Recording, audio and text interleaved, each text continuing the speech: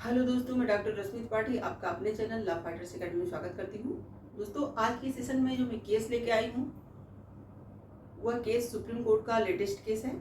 अभी 2024 अप्रैल का ही केस है। इस केस के माध्यम से हम लोग ये जानेंगे कि क्या अगर कोई महिला अपने पति के ऊपर या उस महिला स्वयं हो या उसके घर वाले हों, अगर उसके पति के ऊपर आईपीसी का सेक्शन एक 498 होता है जिसमें क्रूरता के लिए, यानी कि अगर कोई पर्सन अपनी पत्नी के ऊपर क्रूरता करता है तो उस क्रूरता करने के लिए पत्नी अपने पति और उसके रिश्तेदारों पे इस सेक्शन को अप्लाई करती है तो उस पति और उसके जो है घर वालों को दंड भी दिया जा सकता है। तो अगर वो उसका मिसयूज करती है तो उसको क्या नुकसान उठाना पड़ेगा, तो आज के सेशन के माध्यम से हम लोग यही जानने वाले हैं। और इसी तरह का एक केस है जो सुप्रीम कोर्ट के सामने आया है। तो चलिए हम लोग अपना सेशन स्टार्ट करते हैं और देखते हैं कि क्या था केस और क्या हुई थी सारी बातें और क्या जो है पेनाल्टी लगाई गई इस झूठे केस के लिए। तो जैसा कि जो यह मुद्दा था सुप्रीम कोर्ट के सामने आने से पहले हम लोग जान लेते हैं कि यह क्या क्या पूरी बातें हुई तो मुद्दा सुप्रीम कोर्ट के सामने आया। जैसा कि जो ये केस था उसका नाम था पार्टी बंसल वर्सेस राजस्थान राज्य एवं अन्य। तो इस केस में क्या होता है कि जो पति पत्नी रहते हैं वो शादी से पहले सोशल मीडिया से एक दूसरे से अटैच होते हैं, फिर शादी कर लेते हैं। जो पत्नी रहती है एक पुलिस अधिकारी रहती है और जो पति रहते हैं वो सीए रहते हैं। फिर कुछ दिनों बाद दोनों में पता नहीं क्यों लड़ाई झगड़े जो भी हुए हों, फिर पत्नी के जो पिता थे वो उस लड़के के खिलाफ वही सेक्शन 498 ये जो है आईपीसी का वो अप्लाई करवाते हैं। वो भी दो जगह, एक तो हिसार में करवाते हैं उसके खिलाफ एफआईआर इस सेक्शन का थ्रू अप्लाई करके, और एक उदयपुर में। दो जगह और उदयपुर में जो कराते हैं 4-5 दिन बाद कराते हैं, हिसार में उसके पहले ही कराते हैं। तो दो जगह केस चलवाते हैं।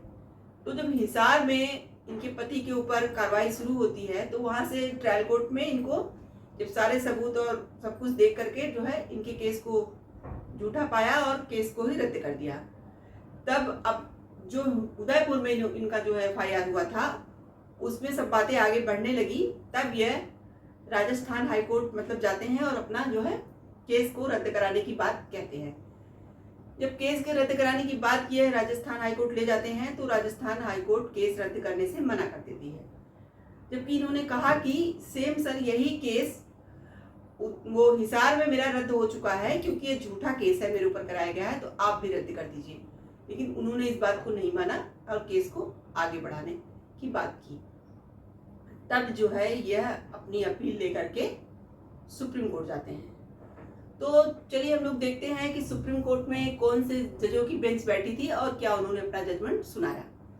जैसा कि जब यह मामला सुप्रीम कोर्ट में जाता है तो सुप्रीम कोर्ट में 2 जजों की एक बेंच थी, जस्टिस विक्रम नाथ और जस्टिस प्रशांत कुमार मिश्रा की। तो उन दोनों लोगों ने जब सारी बातों को देखा और समझा तो उन्होंने भी यही पाया कि यह जो केस किया गया है यह एक झूठा केस है। तो उन्होंने अपने जो है जजमेंट में क्या कहा, चलिए देखते हैं। उन्होंने कहा, इस प्रकार हम गुप्त उद्देश्यों के लिए और दूसरे पक्ष को परेशान करने के लिए राज मशीनरी के दुरुपयोग की इस प्रथा की निंदा करते हैं। मतलब कोर्ट का ये कहना था कि अपना कोई उद्देश्य पूरा करने के लिए और राज मशीनरी का मिसयूज किया जा रहा है। इनकी बेटी अच्छे पद पे है तो उसका दुरुपयोग किया जा रहा है, मतलब लोग इनकी मदद कर रहे हैं, वो अच्छे पद पे है, दो जगह इन्होंने झूठा मुकदमा करा दिया। तो वही कहा कि मतलब इस प्रथा की निंदा करते हैं हम कि ऐसा हमारे भारत में हो रहा है, इसलिए हम अपीलकर्ता को मुआवजा देने के लिए प्रतिवादी पर जुर्माना लगाते हैं। कोर्ट ने नाराजगी जताते हुए ये कहा कि यह जो गलत कार्य हुआ, ये जो अपील करता है इनके मतलब दो जगह इनके ऊपर एफआईआर कराया गया, वो भी झूठा। तो इनको फंसाने के लिए झूठा मुकदमा जो ये कराया गया है, इसीलिए जो प्रतिवादी है यानी कि लड़की के जो पापा हैं उनके ऊपर क्या किया जाएगा, मुआवजा लगाया जाएगा। तो 5 लाख का क्या किया गया, मुआवजा कोर्ट ने लगाया और मुआवजा देने के लिए प्रतिवादी पर जुर्माना लगाया जो कि 5 लाख रुपए का था। 5 लाख के जुर्माने में कोर्ट ने कहा कि 2.5 लाख पति को मिलना चाहिए, यानी जो अपील करता थे, और 2.5 लाख रुपए सुप्रीम कोर्ट के जो है कानूनी सहायता समिति में जमा कराने के लिए कहा। कोर्ट ने जो है 4 सप्ताह के अंदर अंदर ऐसा करने के लिए कहा। और इसके साथ ही साथ सुप्रीम कोर्ट ने राजस्थान हाई कोर्ट को भी और राजस्थान पुलिस को भी फटकार लगाई और कहा कि आप लोगों ने एफआईआर को ढंग से पढ़ा नहीं, क्योंकि जब इन्होंने अपना जो है एफआईआर कराया था इन लोगों ने हिसार के बाद उदयपुर में, तो वहां पे यह बात इन्होंने लिखा था कि हमने हिसार में भी इसका एक एफआईआर पहले ही करा दिया है। तो जब इस तरह की बात लिखी हुई थी, फिर आप लोगों ने इस तरह की गलती क्यों की, क्यों दो जगह मतलब केस कराया गया, केस झूठा पाया गया तभी तो हिसार में रद्द कर दिया गया। और फिर अगर हिसार में जो है अगर इसका एफआईआर करा दिया गया था तो फिर उदयपुर में कराने की क्या जरूरत थी, हिसार से ट्रांसफर होकर उदयपुर में आ जाता, क्योंकि उदयपुर में लड़की का होम डिस्ट्रिक्ट था, यानी लड़की वहीं की निवासी थी, वो हिसार में वो जॉब करती थी। मान लीजिए उसने हिसार में उसके पिता ने करा दिया था तो वो ट्रांसफर होकर उदयपुर आ जाता, फिर दो जगह कराने की क्या जरूरत थी। और उसके बाद केस भी झूठा। अब उस बेचारे को, उसके पति को दो जगह मतलब परेशानियां उठानी पड़ी। एक जगह केस उसने किसी तरह से खारिज करवाया, रद्द करवाया, तो दूसरी जगह उसके ऊपर जो है केस चलने लगा था। तो इसी बात पे कोर्ट ने उस मतलब जो लड़की के पिता थे उनको 5 लाख रुपए जुर्माना लगाया था और पति को मुआवजा के रूप में 2.5 लाख रुपए मिला और 2.5 लाख कोर्ट में जमा करवा दिया गया।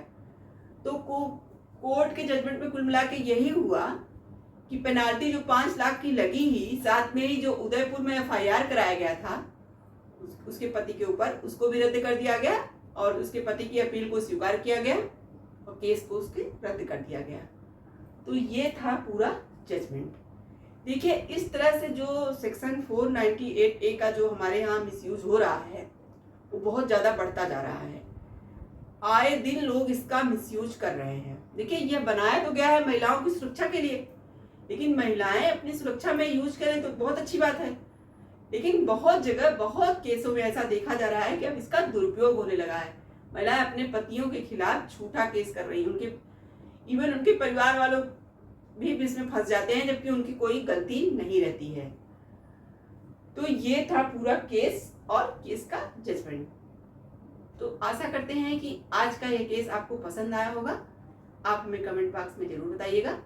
आप मेरे चैनल को लाइक कीजिए, सब्सक्राइब कीजिए, शेयर कीजिए और बेल आइकन को दबाइए, जिससे ऐसे ही नए नए केसेस में आपको अवगत कराती रहूँ। Thank you very much.